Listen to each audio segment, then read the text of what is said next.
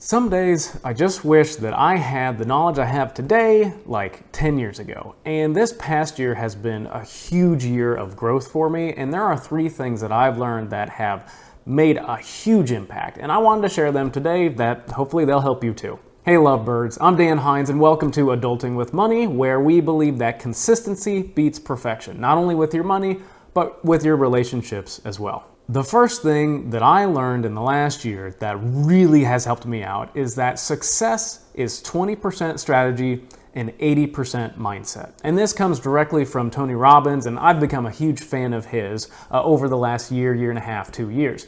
And the reason this matters is because over the last 6 years or so, I have been beating my head against the wall trying to grow this business. As a financial coach, I've started my YouTube channel and all sorts of stuff. And I've bought course after course after course after course.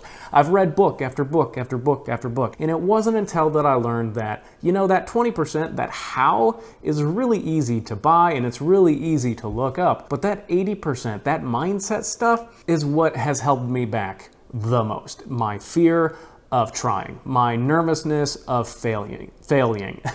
See, my nervousness of failing. And I'm just not scared anymore.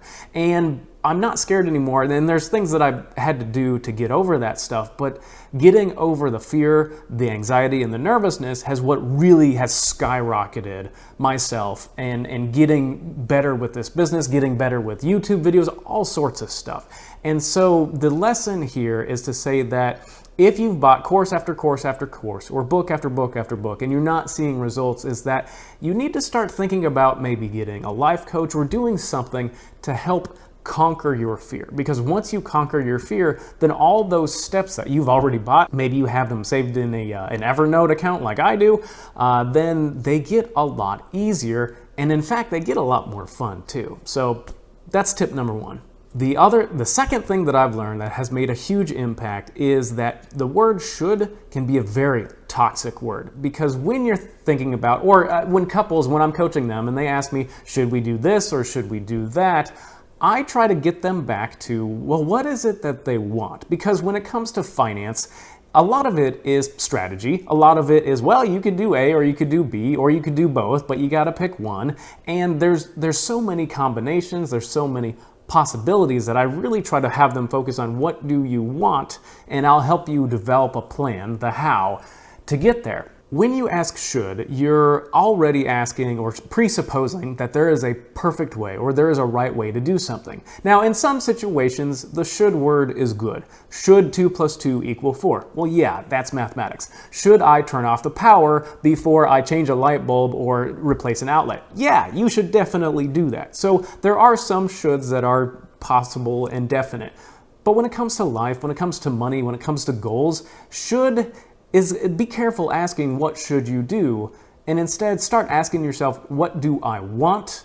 And does this idea or does this plan or does this path help me get there faster?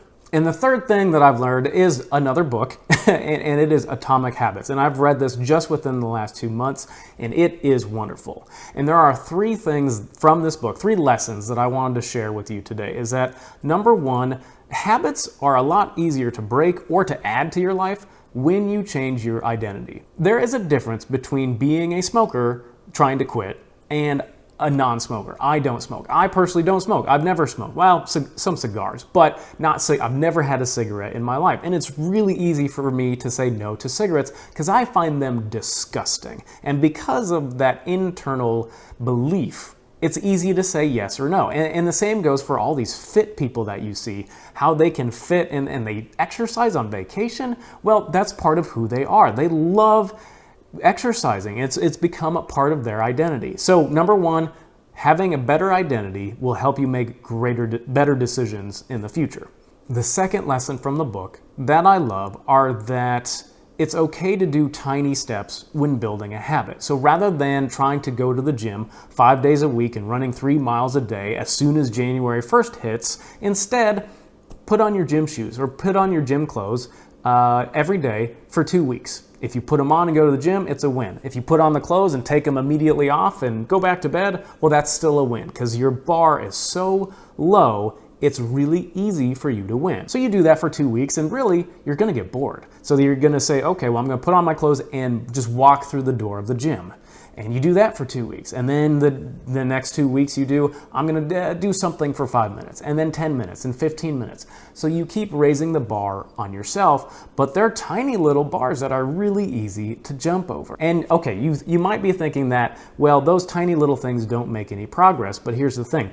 The third lesson is that identity that we were talking about between being a smoker trying to quit and I don't smoke is you could imagine them as little jars. And every time you do one tiny little thing for the new identity is a tiny little vote for the new identity. Eventually the new identity will win, but you've got to keep putting votes into that jar until it keeps winning over time.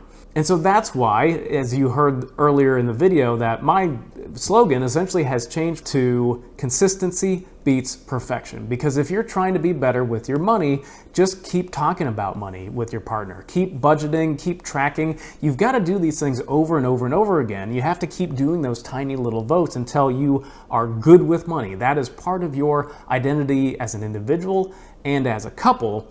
But it's also, you've got to keep doing it over time just to get used to it. If you'd like more life-changing tips for your money or for your relationship, check out this playlist here, and thanks again for watching.